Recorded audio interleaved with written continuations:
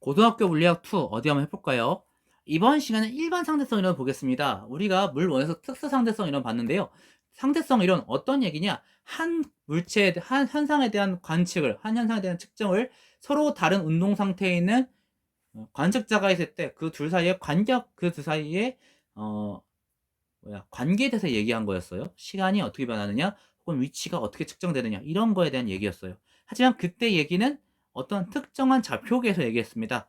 정지하거나 등속도 운동하고 있는 관측자, 힘이 작용하지 않는 관측자, 관성 좌표계에서 얘기했는데요. 실제로 우리가 일반적으로 봤을 때는 우리가 실제로 겪게 되는 상황 속에서는 이런 정지하거나 등속도 운동하고 있는 관측자가 아니라 가속도 운동하고 있는 관측자가 더 많겠죠. 이러한 가속좌표계에서 일어나는 일반적인 현상, 일반적인 관측자에 대한 관측자들에 대한 상대성 이론, 일반 상대성 이론에 대해서 오늘 보도록 하겠습니다. 가속좌표계이기 때문에 가속도 운동을 관측자도 힘을 받고 있어요. 하지만 그때 역시 상대성 이론이기 때문에 뉴턴 운동 법칙으로 두 관계가 설명이 가능해야 됩니다. 다만 내가 먼저 힘을 받고 있기 때문에 우리가 설명을 하기 위해 가상의 힘을 하나 도입을 해요. 그걸 우리가 관성력이라고 하고요.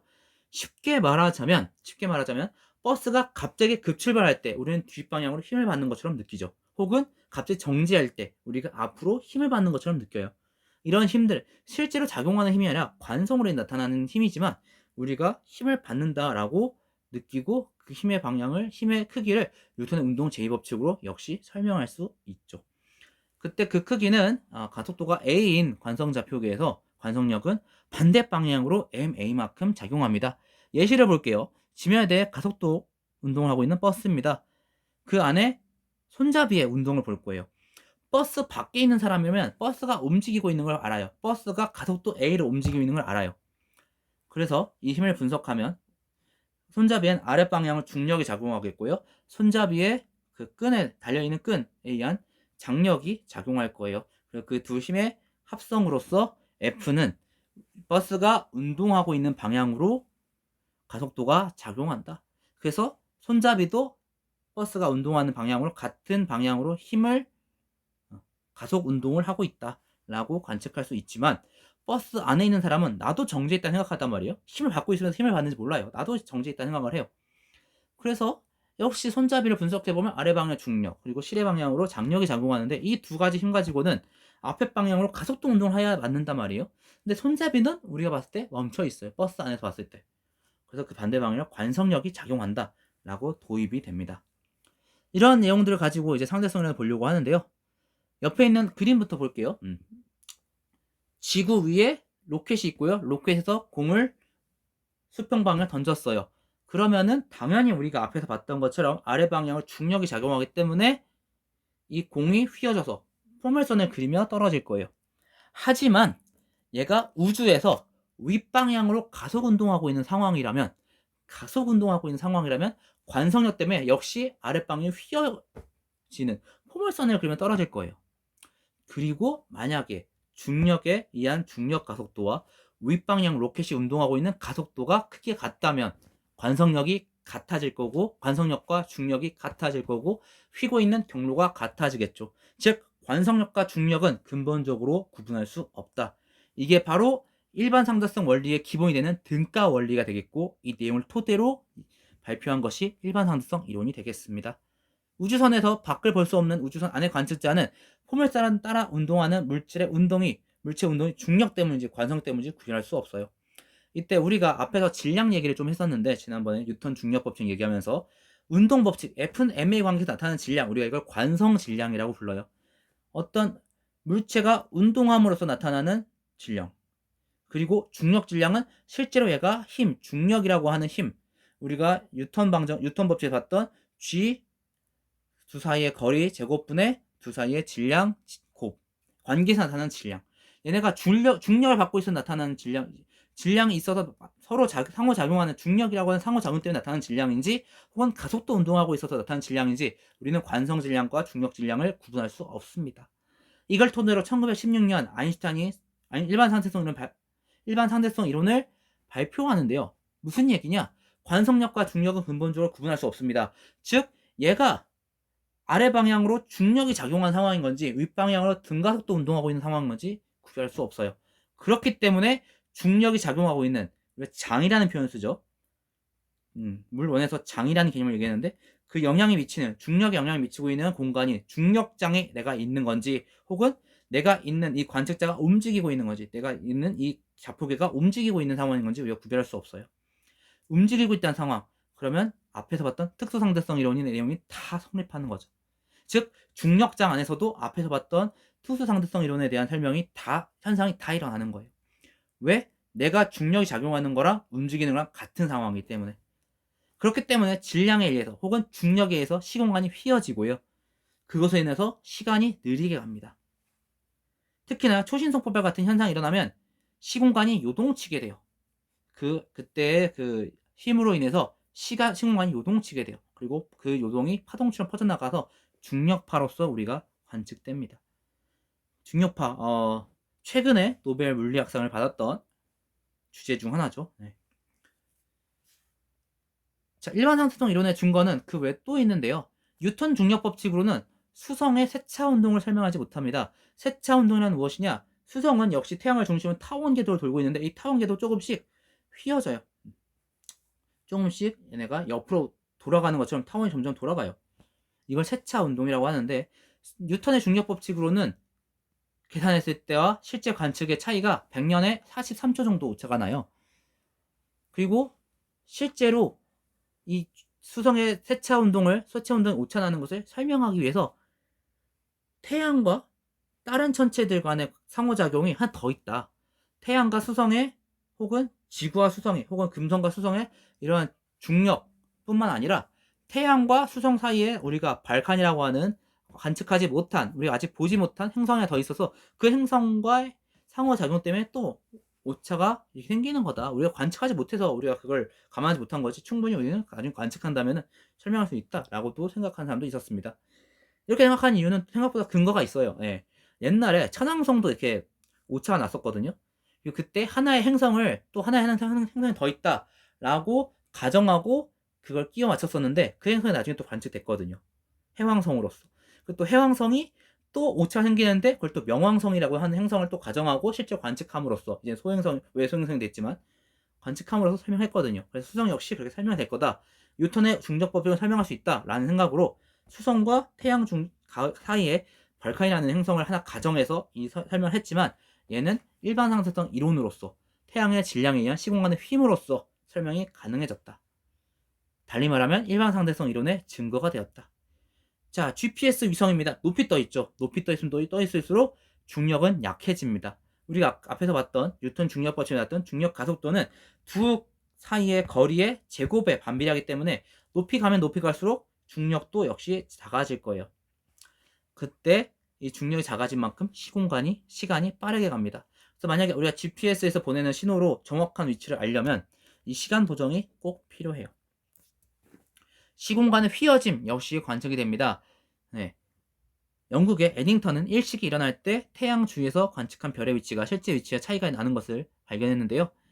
태양 주위에 시공간이 휘어져 있기 때문에 중력 때문에 휘어져 있기 때문에 태양 근처를 지나는 빛도 휘어지게 될 거예요. 실제 위치에서 내뿜는 빛은 쭉 가겠지만 그 안에서 마치 렌즈처럼 우리가 중력 렌즈라고 하는데 예를 들어 태양이라고 하면 태양의 중력에서 휠 거예요. 그리고 우리가 앞에서 광학에서 우리가 렌즈 혹은 거울에서 얘기했던 것처럼 우리가 관측했을 때 이 빛이 휘어졌는지 우리가 알지 못하기 때문에 빛이 직진했다고 생각할 거고 그때 그 지점에 별이 있다라고 우리가 생각하고 관측이 될 겁니다. 즉 실제 위치랑 관측되는 위치가 차이가 나는 거죠. 태양의 중력 때문에. 그리고 그 중력 때문에 렌즈처럼 빛이 휘게 되는 걸 우리가 중력 렌즈라고 하고 별의 상이 여러 개로 보일 수도 있어요. 예를 들어 지금 우리가 그림에서는 별에 나온 빛을 하나만 표시했지만 또 여러 방향으로 빛은 또 나올 거란 말이에요. 별에서 빛이 나올 거라면 그럼 또 다 휘겠죠. 지구로 도달하는 빛은 다 태양에 의해서 휠 수 있겠죠. 그래서 그 모양이 태양을 중심으로 십자가 모양, 상하 좌우로 나눠져서 보이거나 상하 좌우로 각각 보이거나 혹은 아인슈타인의 고리, 태양을 중심으로 고리 모양으로 보이거나 여러 개로 휘어져서 여러 개로 상이 보일 수 있겠죠. 또 하나, 블랙홀 역시 일반 상대성 이론의 증거라고 할 수 있겠습니다. 물체가 천체의 중력을 벗어나기 위해선 말이죠. 그만큼의 에너지를 갖고 있어야 돼요. 에너지.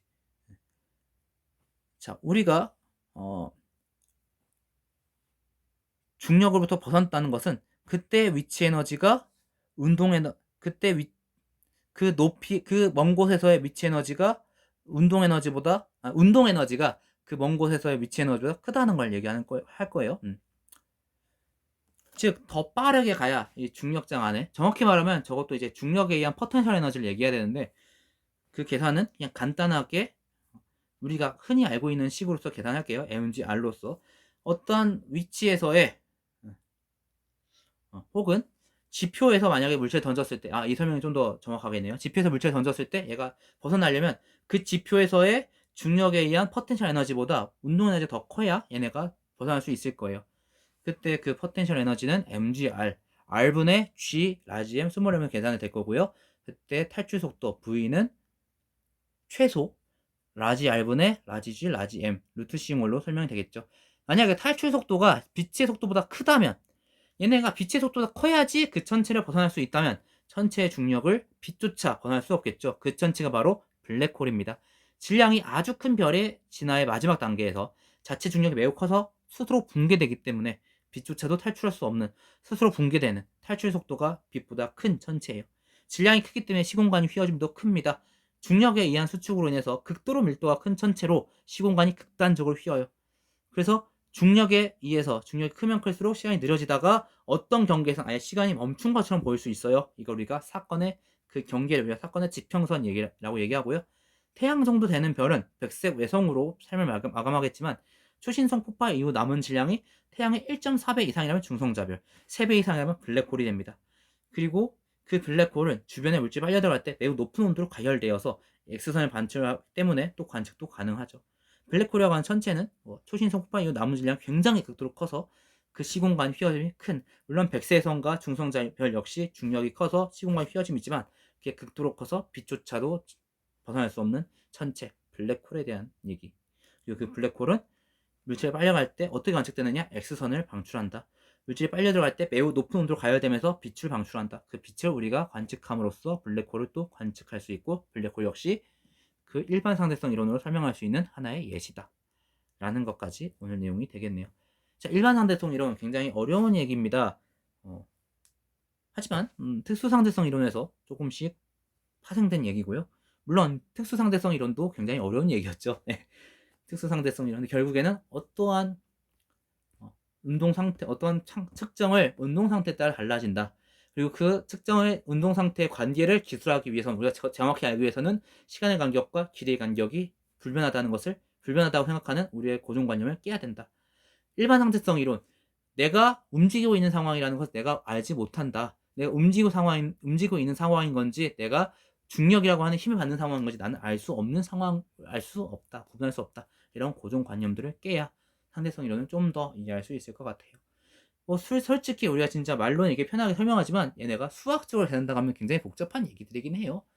그래서 만약에 어렵다고 생각이 든다면 나는 망했나 보다 라는 생각하지 마시고 다시 한번, 원래 어려운 내용이니까, 그렇다고 해서 어려운 내용이니까 포기하자 라는 내용은 또 아닌 거 아시죠? 다시 한번 보시고 차근차근 이해해 보시고, 특수상대성 이론과 특히 한번 연관지어서 일반 상대성 이론은 등가 원리 때문에 특수상대성 이론에 대한 설명이 다 중력이 작용한 상황에서도 성립한다는 걸 얘기하는 거구나 라는 거를 우리가 안고 가기만 해도 조금 더 이해하는 데 편할 것 같습니다. 그리고 그걸로 인해서 일어나는 현상들 다시 한번 정리해 보시기 바랍니다.